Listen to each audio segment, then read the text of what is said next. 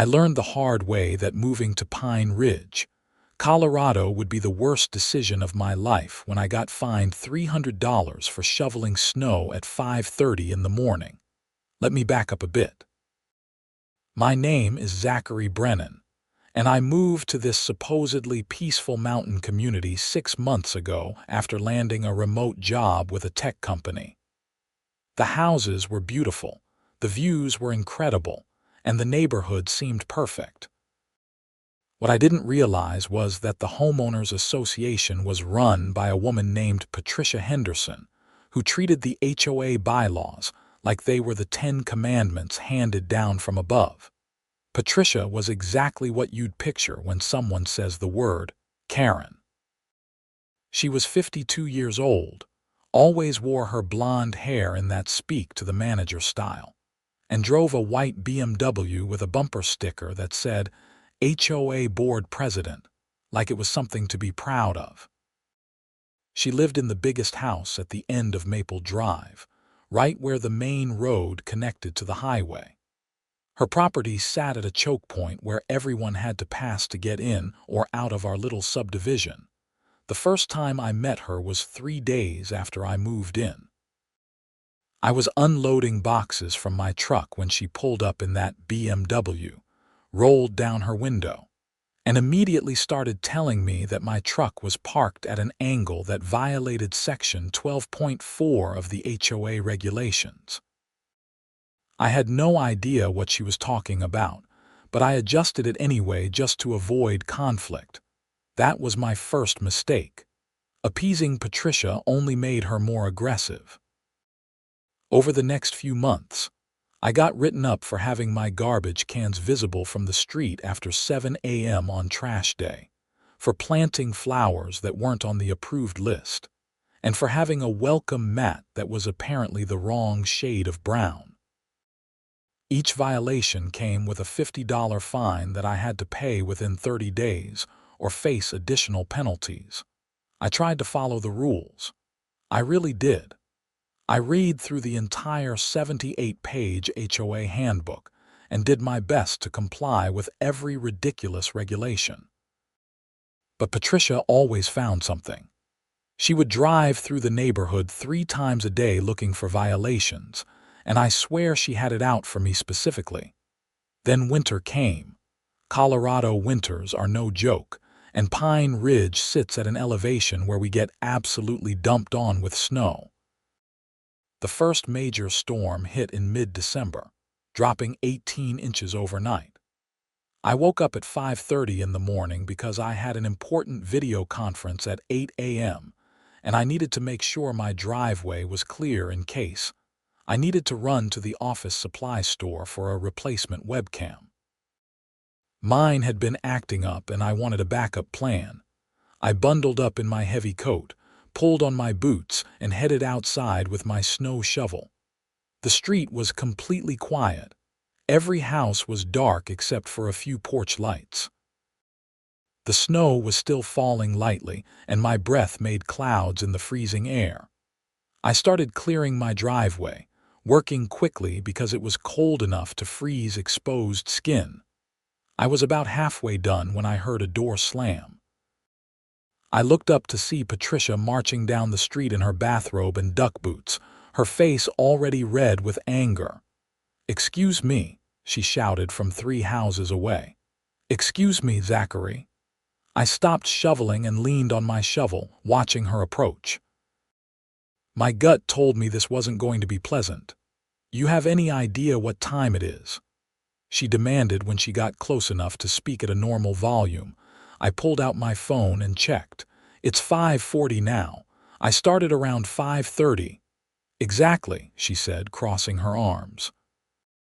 Section 23.7 of the HOA regulations clearly states that no excessive noise is permitted before 7 a.m. on weekdays and 8 a.m. on weekends. That includes snow removal. I stared at her. "You're joking." "I don't joke about HOA regulations, Zachary." The sound of shoveling woke me up. "You're in violation and you'll be receiving a fine." "Patricia, I have to clear my driveway. I have work this morning and I need to make sure I can get out if necessary." "Then you should have done it after 7 a.m. like everyone else," she said. Rules are rules. This is insane. Nobody else is even awake. How can I be disturbing anyone? I was awake, and I'm sure the sound was carrying to other houses as well. "You'll be receiving a $300 fine for the violation. Consider this your official warning." She turned and marched back to her house before I could respond. I stood there in the falling snow, absolutely stunned. $300 for shoveling my own driveway. This was beyond ridiculous. But I paid the fine when I got the official notice 3 days later. I didn't want to deal with the escalating penalties, and I figured I'd just set my alarm earlier next time to shovel before the noise ordinance kicked in. Wait, that didn't make sense. If I couldn't shovel before 7 a.m., then I couldn't shovel earlier.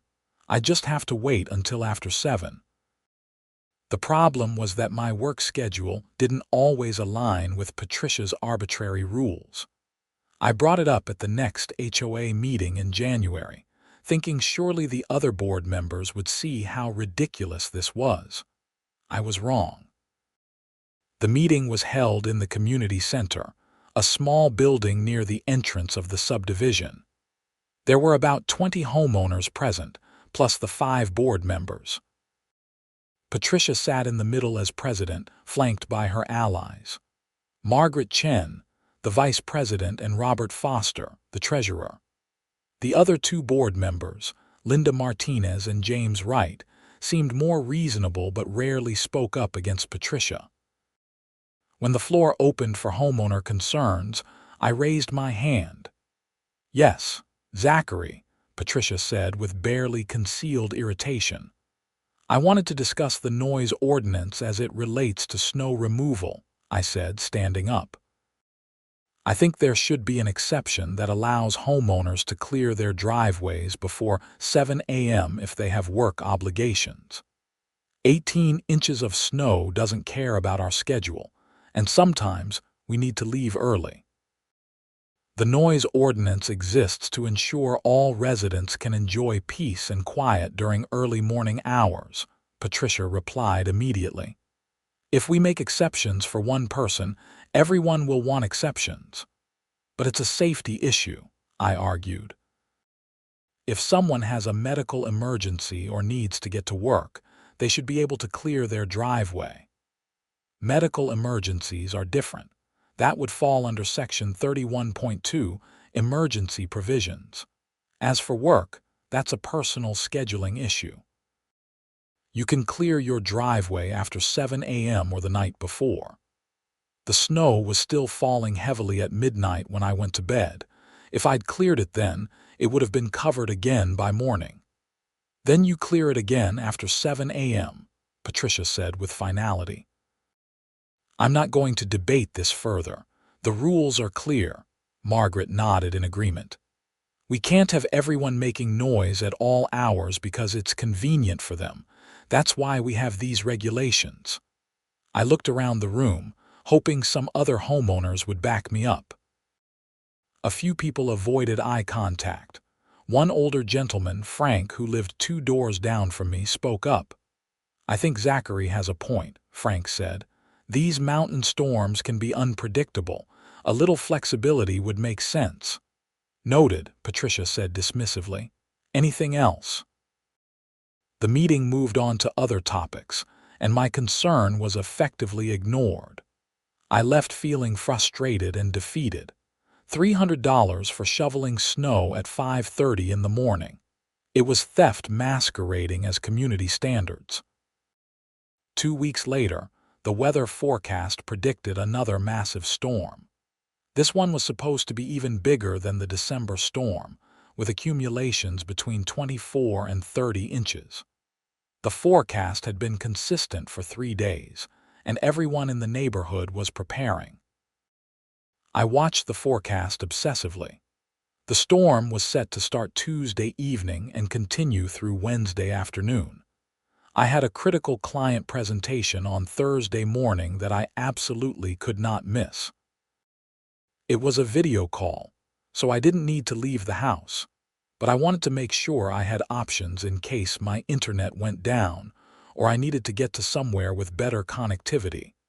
Tuesday evening arrived, and the snow started falling around 6 p.m. By the time I went to bed at 11, there was already 8 inches on the ground, and it was coming down so hard I could barely see across the street.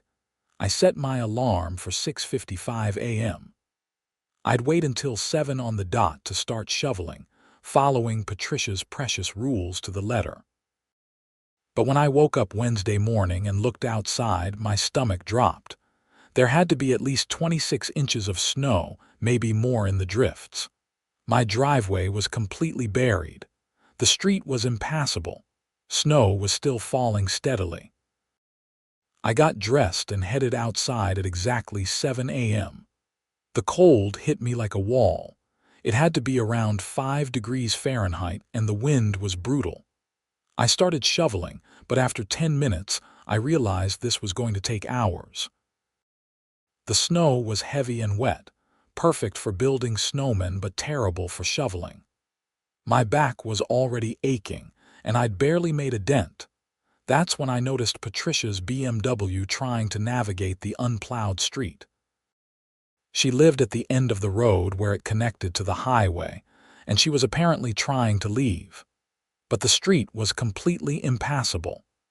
Her BMW was fishtailing, the rear end sliding around as she tried to push through the deep snow. I kept shoveling my driveway, watching out of the corner of my eye as she finally gave up and reversed back to her house. A few minutes later, she came walking up the street, bundled in an expensive-looking winter coat. "Zachary," she called out, "why isn't your driveway cleared yet?" I stopped and stared at her. "Because there's 26 inches of snow and I've only been out here for 15 minutes. I couldn't start before 7 a.m., remember? Don't be smart with me. Some of us have places to be. So do I. That's why I'm shoveling." "Well, you need to shovel faster." "The street is impassable." "Then call the county snowplow." "The street isn't my responsibility." "The county won't prioritize our subdivision. You know that. We all need to do our part to keep the roads clear." I leaned on my shovel. "My part is my driveway. That's it. And I'm doing that after 7 a.m., exactly as you demanded." Her face was turning red again. "I have an appointment at 9:30 in Denver. I need to get out of here." "Then you should have left earlier," I said, throwing her own logic back at her. "Maybe around 5:30 this morning when I wanted to shovel. That's different. I needed to sleep. And I needed to not get fined $300. We stared at each other for a long moment. The snow continued to fall around us, and the wind picked up, sending a spray of powder across the street. "This is ridiculous," Patricia finally said. "I'm going to call an emergency HOA meeting about this." "You do that," I said, and went back to shoveling. She stormed off, struggling through the deep snow. I watched her go, feeling a mix of satisfaction and petty vindication. Maybe now she'd understand how ridiculous her rules were. I spent the next 3 hours clearing my driveway. By the time I finished, my arms felt like rubber and my back was screaming. I went inside, took a hot shower, and prepared for my client presentation. The internet held up, and the presentation went perfectly. By Thursday afternoon, the snow had stopped and the sun had come out. That's when things got interesting. The county snowplows had cleared the main highways, but our subdivision was low priority.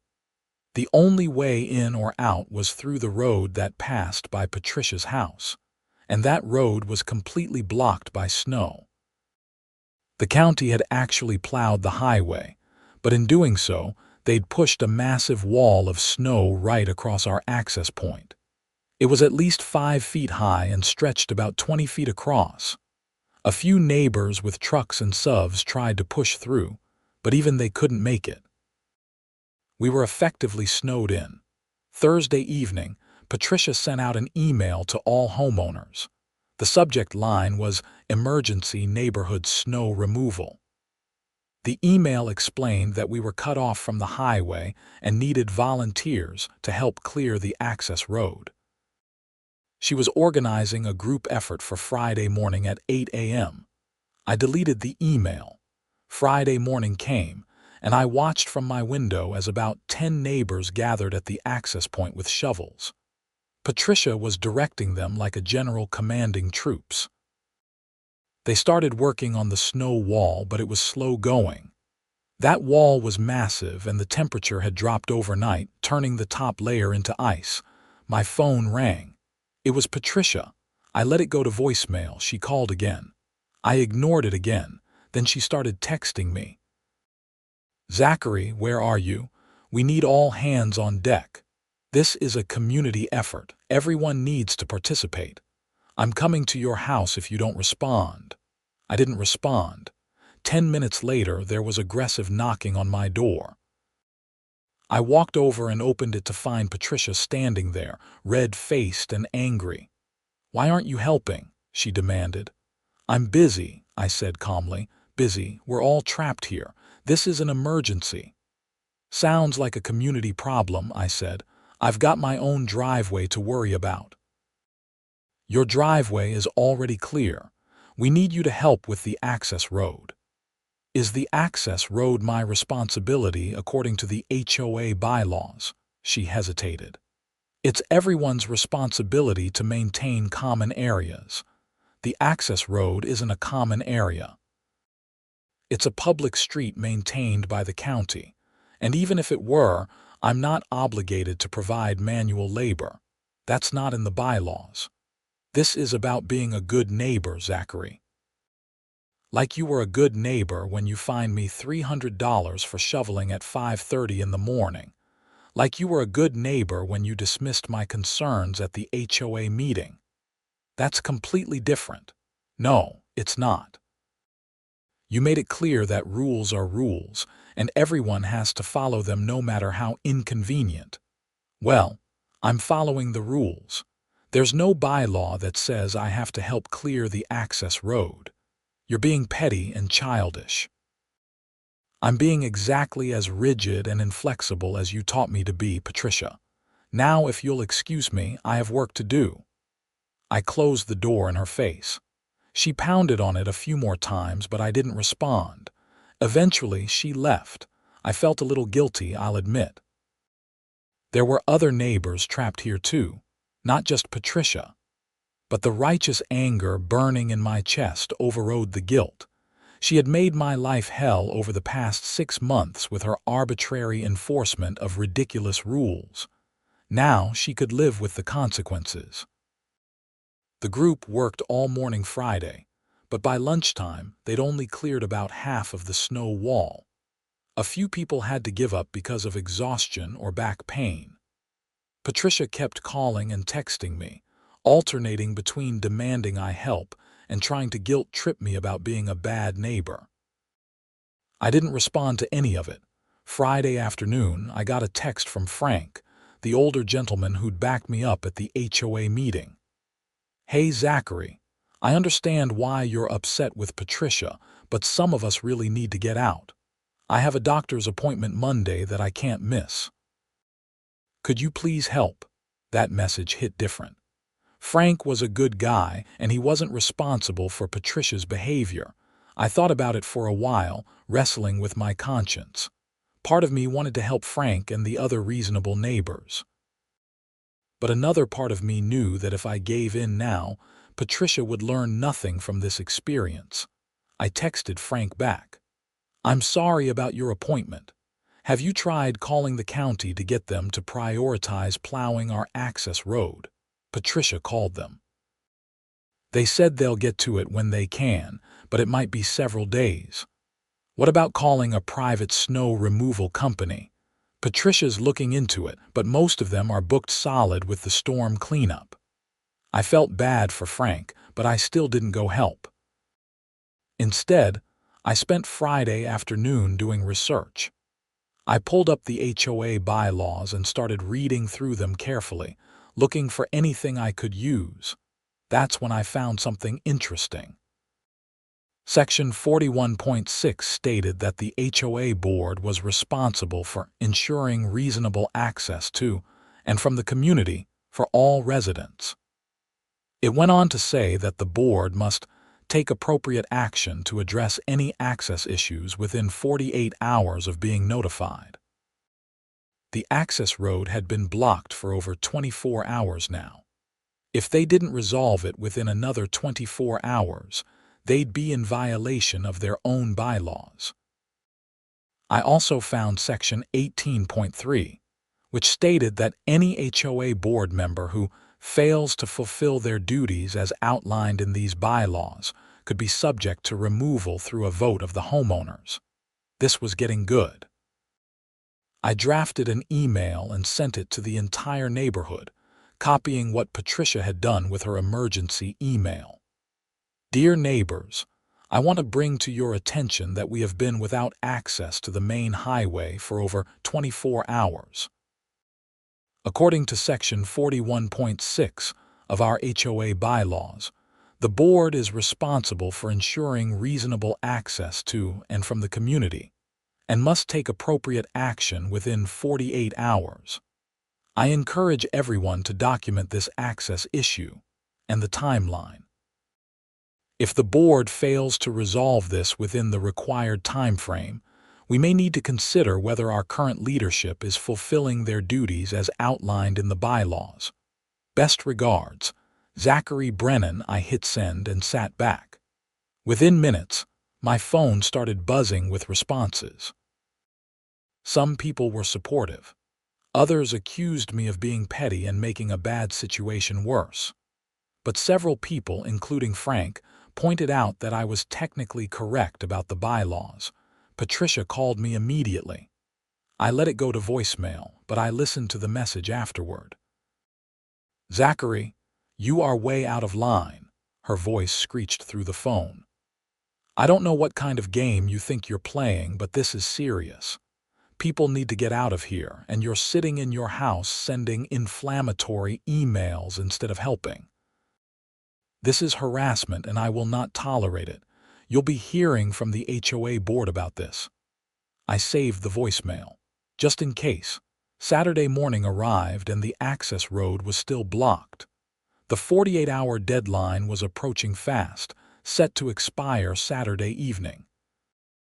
I watched from my window as Patricia and a smaller group of neighbors continued to work on the snow wall. They were making progress, but it was clear they wouldn't finish in time without more help or heavy equipment. Around noon, I saw a private snow removal truck pull up. Patricia must have found a company with availability. The truck had a plow on the front and started pushing through the remaining snow. Within an hour, they'd cleared enough of a path for cars to get through. The driver charged Patricia $800, which I know because she sent out another neighborhood email complaining about the cost and demanding that everyone chip in to reimburse her. I didn't chip in. That evening, I got an official notice from the HOA. It was a fine for $500 for failure to participate in mandatory community service and harassment of HOA board members. I'd been expecting something like this, so I wasn't surprised. What Patricia didn't know was that I'd been documenting everything meticulously. Every email, every text message, every fine, every interaction. I had timestamps, screenshots, and even recordings of our conversations. Colorado is a one-party consent state for recording, so I was legally covered. I wrote a formal response to the HOA board, citing specific sections of the bylaws that Patricia had violated. I pointed out that there was no provision for mandatory community service anywhere in the 78-page handbook. I noted that her fines were becoming retaliatory and constituted harassment under Colorado law, and I demanded that all fines issued to me in the past 6 months be reviewed by an independent third party. I sent copies to all 5 board members and copied the entire neighborhood. That's when things really escalated. Monday morning, I got a certified letter from a lawyer representing the HOA. It demanded that I pay all outstanding fines immediately or face legal action. The total was now $1,050 when including the various fines from the past months. I called the lawyer's office and scheduled a meeting for Wednesday. The lawyer's name was Richard Matthews, and his office was in Colorado Springs, about 40 minutes from Pine Ridge. I drove down Wednesday morning with a thick folder of documentation. Matthews was a middle-aged man with graying hair and a professional demeanor. He gestured for me to sit down in his office. "Mr. Brennan, thank you for coming in. I represent the Pine Ridge Homeowners Association. As you know, you have outstanding fines totaling $1,050. The HOA board would like to resolve this matter without going to court." "I'm not paying those fines," I said calmly. "They're illegitimate and retaliatory. The HOA board has the authority to issue fines for bylaw violations. You signed an agreement acknowledging this when you purchased your home. I understand that, but the fines have to be legitimate. Let me show you something." I opened my folder and pulled out the documentation I'd prepared. I showed him the timeline of fines, starting with the garbage cans and progressing through the flowers, the welcome mat, and the snow shoveling incident. I showed him the emails, the text messages, and Patricia's voicemail threatening me. "This is a pattern of harassment," I explained. "Patricia Henderson has been targeting me since I moved in. The snow shoveling fine was particularly egregious. $300 for clearing my driveway at 5:30 in the morning when I had work obligations. And then, when the neighborhood was snowed in, she tried to fine me for not participating in mandatory community service which doesn't exist in the bylaws." Matthews listened carefully, reviewing my documents. His expression remained neutral, but I could see his eyes narrowing as he read through everything. "And there's more," I continued. "The HOA board violated their own bylaws by failing to ensure reasonable access within 48 hours, as required by Section 41.6. Patricia Henderson called me repeatedly, sent harassing text messages, and showed up at my door demanding I provide manual labor. This is not how an HOA board is supposed to operate." Matthews set down the papers and looked at me. "Mr. Brennan, I'm going to be honest with you. I'm required to represent the HOA because they've retained my services, but some of what you're showing me is concerning. Have you considered filing a complaint with the HOA board to dispute these fines through the proper channels?" I tried that at the January meeting. Patricia dismissed my concerns without discussion. The board backed her up. "There should be a formal dispute process outlined in the bylaws. Have you followed that?" I started the process with my response letter last week. "But given that Patricia controls the board, I don't expect a fair hearing." Matthews nodded slowly. "I need to review these documents more carefully and discuss them with my client. In the meantime, I'd recommend you continue documenting everything and following the formal dispute process. If the HOA board doesn't address your concerns appropriately, you may have grounds for a counterclaim." "A counterclaim for what?" "Harassment, selective enforcement of bylaws, and potential breach of fiduciary duty."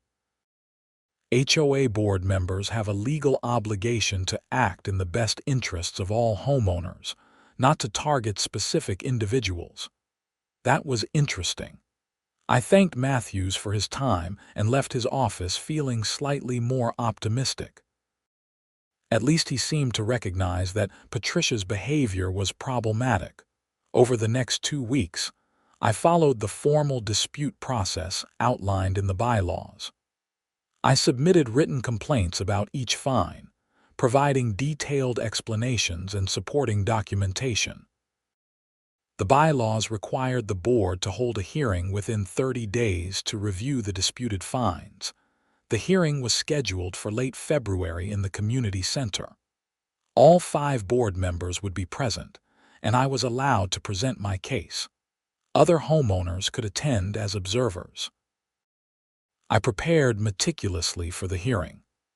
I organized all my documentation into a clear presentation, created a timeline of events, and even consulted with my own lawyer to make sure I was handling everything correctly. The night of the hearing arrived. The community center was packed with at least 40 homeowners, far more than usually attended HOA meetings. Word had spread about the conflict between Patricia and me, and apparently people were interested in seeing how it would play out. I sat at a small table facing the board members. Patricia was in the center, looking stern and official. Margaret and Robert flanked her, while Linda and James sat on the ends looking uncomfortable. Patricia called the meeting to order. "We're here tonight to review the disputed fines issued to Zachary Brennan. Mr. Brennan, you have 30 minutes to present your case." I stood up and took a deep breath. "Thank you. I'm here tonight because I believe the fines issued to me over the past 6 months are illegitimate and retaliatory. Let me walk you through the timeline." I started with the first fine for the angled truck, explaining how I was new to the neighborhood and didn't even know I was in violation. I showed photos demonstrating that other trucks in the neighborhood were parked at similar angles but hadn't been fined. Then I moved through the garbage cans, the flowers, and the welcome mat. For each one, I showed evidence that other homeowners had similar or identical situations but weren't fined. I had photos of at least 3 other houses with garbage cans visible after 7 a.m., 2 houses with the same flowers I'd planted, and 5 houses with welcome mats in various shades of brown. "This demonstrates selective enforcement," I explained. "The bylaws are being applied to me but not to other homeowners. That's not fair or legal." Patricia tried to interrupt, but Linda, one of the quieter board members, held up her hand. "Let him finish, Patricia. He has the floor." I continued with the snow shoveling incident, playing the audio recording of Patricia confronting me at 5:40 a.m. Hearing her angry voice echo through the community center was powerful. Several homeowners shifted uncomfortably in their seats. $300 for shoveling my driveway before work. And then, when we were all snowed in later that month, I was fined again for not participating in mandatory community service, which doesn't exist anywhere in our bylaws. I pulled up the relevant bylaw sections on my laptop, projecting them onto the wall so everyone could see. Section 41.6 clearly states that the HOA board is responsible for ensuring reasonable access within 48 hours. The board failed to do this. Instead, Patricia demanded that I provide free manual labor, and when I refused, she retaliated with another fine. The room was completely silent except for my voice. I could see Patricia's face getting redder by the second. Finally, I want to address the harassment. I have documented over 30 phone calls, 50 text messages, and multiple in-person confrontations from Patricia Henderson over the past 6 months. This is not professional behavior. This is not how an HOA president should treat homeowners. I played Patricia's voicemail from the snow incident, the one where she'd called me out of line and threatened me with consequences. The hostile tone was unmistakable. In conclusion, I'm requesting that all fines be vacated and that the board implements a clear policy for fair and consistent enforcement of bylaws. I'm also requesting that Patricia Henderson issue a formal apology for her harassment. Thank you. I sat down. The room erupted in whispers and murmurs. Patricia banged her gavel, trying to restore order. "That's enough," she snapped. The board will now deliberate. We'll take a 15-minute recess. The 5 board members huddled in the corner, speaking in low voices. I could see it was a heated discussion. Linda and James seemed to be arguing with Patricia while Margaret and Robert backed her up. Frank came over to me during the recess. "That was well done, Zachary. You made your case clear." "Thanks. I just hope they listen." "Patricia won't like it, but I think you've got Linda and James on your side. That might be enough." The 15 minutes stretched to 30, then 40. Finally, the board members returned to their seats. Patricia looked furious, but Linda was the one who spoke. "After reviewing the evidence presented by Mr. Brennan, the board has voted to vacate the fines related to the snow shoveling incident and the mandatory community service. However, the fines for the garbage cans, flowers, and welcome mat will stand as those represent legitimate bylaw violations." It wasn't everything I wanted, but it was something. I'd gotten back $650 of the fines.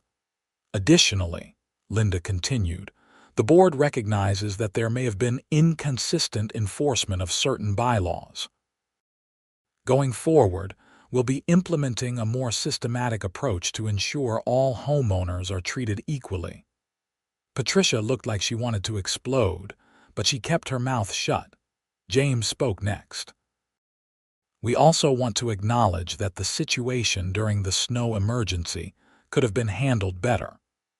The board will be reviewing our protocols for weather-related access issues to ensure we're in compliance with Section 41.6. That was an admission of failure, even if they didn't say it directly. The meeting adjourned shortly after. Several homeowners came up to congratulate me or thank me for standing up to Patricia. A few others gave me dirty looks, probably friends of Patricia's who thought I'd caused trouble. Frank pulled me aside as I was leaving. "You did good tonight, Zachary, but watch your back. Patricia doesn't forget things like this." He was right to warn me. Over the next month, Patricia became even more aggressive in her enforcement of HOA rules. She wasn't targeting just me anymore, though. She was going after everyone, trying to prove that she wasn't playing favorites. Suddenly, half the neighborhood was getting fined for minor violations. People who'd had their garbage cans out late for years were getting $50 fines. The guy who'd been parking his boat in his driveway every summer got a $200 citation. The neighborhood was in an uproar. The monthly HOA meeting in March was packed with angry homeowners demanding answers. Patricia tried to maintain control, insisting she was just enforcing the bylaws fairly, but people weren't buying it. That's when Linda Martinez made her move. "I'd like to make a motion," Linda announced during the meeting. "I move that we put Patricia Henderson's position as HOA president to a vote of no confidence." The room went dead silent. This was huge. A vote of no confidence could remove Patricia from her position. Patricia's face went white, then red. "That's out of order. You can't just call for a vote like that." "Actually, I can," Linda said calmly. Section 18.3 allows any board member to call for a no-confidence vote if they believe another board member has failed to fulfill their duties. "I believe Patricia has abused her authority, harassed homeowners, and created a hostile environment in our community." "I second the motion," James said immediately. The room erupted in noise. Some people were cheering, others were arguing. Patricia banged her gavel repeatedly, but nobody was paying attention. It took 10 minutes to restore order. Once everyone calmed down, Linda explained the process. A no-confidence vote required a majority of homeowners to vote in favor. They'd hold a special election in 2 weeks, giving everyone time to consider their decision. Patricia was livid. "This is a personal attack. Linda, you've always been jealous of my leadership. And Zachary, I know you're behind this. You've been poisoning people against me since you moved here." "I didn't plan this," I said honestly, "but I support it." The next 2 weeks were intense. The neighborhood split into factions.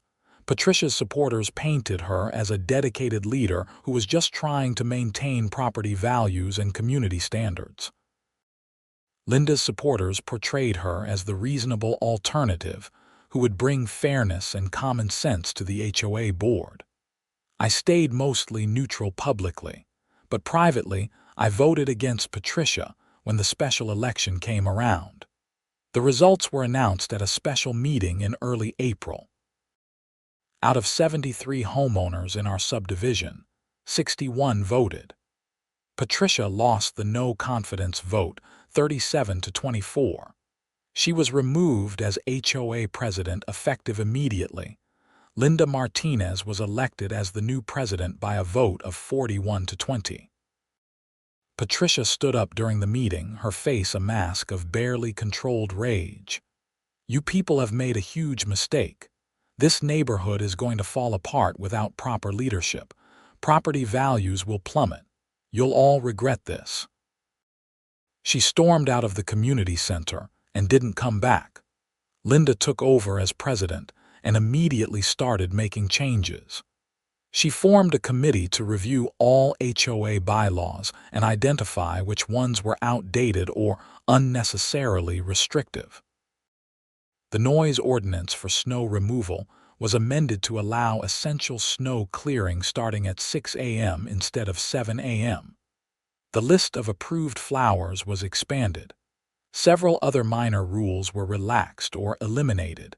The neighborhood felt different almost immediately. People were friendlier. There was less tension. The HOA meetings became productive discussions instead of Patricia's one-woman show. I thought that was the end of it. I was wrong. 2 months later, in June, I got a knock on my door. I opened it to find 2 police officers standing on my porch. "Zachary Brennan." One of them asked. "Yes, that's me. Is something wrong? We need to ask you some questions about Patricia Henderson. May we come in?" I let them in, confused and concerned. We sat in my living room and the officers introduced themselves as Detective Sarah Mills and Officer Tom Crawford. "Mr. Brennan, are you aware that Patricia Henderson has been embezzling money from the HOA?" Detective Mills asked. I stared at her. "What?" During a routine audit after her removal as president, the new board discovered some financial irregularities. It appears that Mrs. Henderson has been stealing from the HOA funds for at least 2 years. We're talking about significant amounts, over $40,000. I was stunned. I had no idea. We're interviewing all the homeowners to see if anyone noticed anything suspicious. Did Mrs. Henderson ever discuss HOA finances with you? No, never. She only talked to me about fines and violations. I had no involvement with the financial side of things. Detective Mills nodded and made some notes. "Did you ever observe her spending money in ways that seemed inconsistent with her known income?" I thought about it. "Well, she drove a new BMW and always wore expensive clothes, but I assumed she had money from somewhere else. I don't know what her husband does for work." "She's divorced. Has been for 3 years. She works part-time at a real estate office, and according to her tax returns, she makes about $35,000 a year. Yet she's been spending like she makes 6 figures. The pieces were clicking into place. The fancy car, the designer clothes, the expensive house at the end of the street. She'd been funding her lifestyle with HOA money. How did she hide it? I asked. She was the treasurer before becoming president, and she maintained control over the finances even after promoting Robert Foster to treasurer. She created fake invoices for community maintenance and repairs that never actually happened. The money went to accounts she controlled. Officer Crawford spoke up. "We're building a case against her, but it takes time to trace all the financial transactions. We wanted to let you know because you had significant conflicts with her, and we want to make sure you're not in any danger. Danger? You think she'd come after me? We don't know. But people facing serious criminal charges sometimes act irrationally. Just be aware and let us know if she contacts you or does anything suspicious. They gave me their contact information and left. I sat on my couch for a long time, processing this new information. Patricia hadn't just been a nightmare HOA president. She'd been a criminal. Over the next few weeks, the investigation intensified. Linda kept the neighborhood informed through regular emails. The audit had uncovered even more theft than initially reported. The total was over $60,000. Patricia had been stealing from all of us for years, and we'd been too focused on her annoying enforcement of petty rules to notice. In late July, Patricia was arrested. The police showed up at her house early one morning and led her out in handcuffs. Several neighbors watched from their windows, including me. I felt a complicated mix of satisfaction and pity. She'd brought this on herself, but it was still sad to see someone's life fall apart like that. The criminal case moved through the system slowly. Patricia hired a lawyer and initially pleaded not guilty, but the evidence against her was overwhelming. Bank records, fake invoices, testimony from contractors who'd never been paid by the HOA. It all pointed to systematic theft over multiple years. In October, she changed her plea to guilty as part of a deal with the prosecutors. She was sentenced to 4 years in prison and ordered to pay full restitution to the HOA. Since she'd already spent most of the money and didn't have significant assets, the HOA would likely never recover the full amount. But at least she was being held accountable. The neighborhood slowly recovered from the drama. Linda proved to be an excellent HOA president, fair and reasonable while still maintaining community standards. The bylaws were updated to include better financial oversight and transparency. No single person would ever have the kind of control Patricia had enjoyed. As for me, I finally felt at home in Pine Ridge. Without Patricia's constant harassment, I could actually enjoy living there. The mountain views were beautiful, my neighbors were friendly, and the HOA meetings were boring in the best possible way. I never did get a full apology from Patricia. The closest thing came in a letter her lawyer sent to the HOA as part of the restitution proceedings. It was a generic statement expressing remorse for her actions and acknowledging the harm she'd caused. It didn't specifically mention me or the snow shoveling incident, but I decided to take it as the closure I needed. Frank and I became good friends. We'd have coffee together sometimes and talk about the whole saga. He'd lived in Pine Ridge for 15 years and said he'd never seen anything like the Patricia Henderson situation. You know what the irony is? Frank said one morning as we sat on my porch watching the sunrise over the mountains. If she just left you alone about the snow shoveling, none of this might have come to light. You pushed back, which started the whole chain of events that led to her removal, which led to the audit, which exposed her crimes. He was right.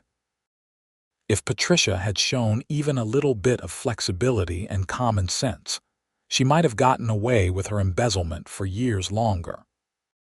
But her need to control every aspect of the neighborhood, her obsessive enforcement of petty rules, and her personal vendetta against me had ultimately been her downfall. All I wanted to do was shovel my driveway before work, I said, shaking my head. $300 fine for using a snow shovel at 5:30 in the morning. It's insane. The best part was you letting the snow block them in, Frank said with a chuckle. That was brilliant, petty but brilliant. I'm not proud of that, I said, though I was smiling. Other people were affected, not just Patricia. True, but it made your point. And honestly, I think a lot of people understood why you did it. Patricia needed to learn that actions have consequences. She definitely learned that lesson. We sat in comfortable silence for a while, drinking our coffee and enjoying the morning. The neighborhood was quiet and peaceful. No one was rushing around trying to shovel snow or arguing about HOA violations. It was just a nice mountain community where people could live their lives without harassment. That winter, we got another big snowstorm. 22 inches fell overnight, and I woke up at 6 a.m. to start clearing my driveway. The amended bylaws now allowed snow removal starting at 6, which made a huge difference for people with early work schedules. As I shoveled, I saw other neighbors coming out to do the same. People waved and called out friendly greetings. Someone a few houses down was using a snowblower, and nobody complained about the noise. When the county plow finally came through and pushed snow across our access road, a group of neighbors organized quickly to clear it. I joined them, and we had the road passable within 2 hours. That's how a community is supposed to work. People helping each other, showing flexibility and understanding, not rigidly enforcing arbitrary rules for the sake of control. Linda sent out an email later that day thanking everyone who'd helped with the snow removal. She announced that the HOA had received a partial restitution payment from Patricia's seized assets and would be using the money to hire a professional snow removal service for the winter. Going forward, we wouldn't have to worry about the access road getting blocked. It was a practical solution that benefited everyone, the kind of thing Patricia never would have considered because it didn't give her personal power. I stayed in Pine Ridge for several more years. The neighborhood remained peaceful and well managed under Linda's leadership. The property values actually increased, contrary to Patricia's dire predictions. Turns out people like living in places where the HOA is reasonable and not run by someone on a power trip. I eventually moved to Denver for a new job opportunity, but I kept in touch with Frank and a few other neighbors. Whenever we talked, the conversation would inevitably turn to the Patricia Henderson saga. It had become neighborhood legend, the cautionary tale about what happens when HOA board members abuse their authority. The last I heard, Patricia served 3 years of her 4-year sentence and was released on parole. She moved out of state, and I never saw her again. I hope she learned something from the experience, but honestly, I doubt it. People like Patricia rarely change. They just find new situations where they can try to exert control over others. As for me, I learned some important lessons too. I learned to stand up for myself, even when it's uncomfortable. I learned that documentation is crucial when dealing with unreasonable people in positions of authority. And I learned that sometimes a little bit of petty resistance can be exactly what's needed to expose larger problems. The snow shoveling incident became a turning point, not just for me, but for the entire neighborhood. One $300 fine for clearing my driveway too early led to uncovering $60,000 in embezzlement and transforming our community's governance. Sometimes the smallest acts of defiance have the biggest consequences. When I bought my next house in Denver, the first thing I did was read through the HOA bylaws carefully. I asked questions at the HOA meeting before making an offer. I talked to neighbors about how the board operated. I made sure I wasn't walking into another Patricia Henderson situation. The Denver HOA was fine, run by a retired accountant named George who took his responsibilities seriously, but didn't let the power go to his head. We never had any problems.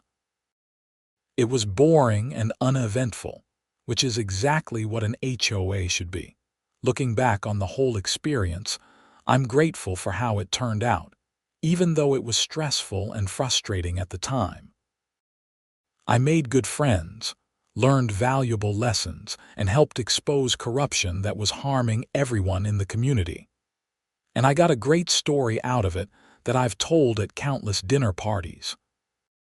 People are always amazed when I tell them about getting fined for shoveling snow too early, and their jaws drop when I get to the part about the embezzlement.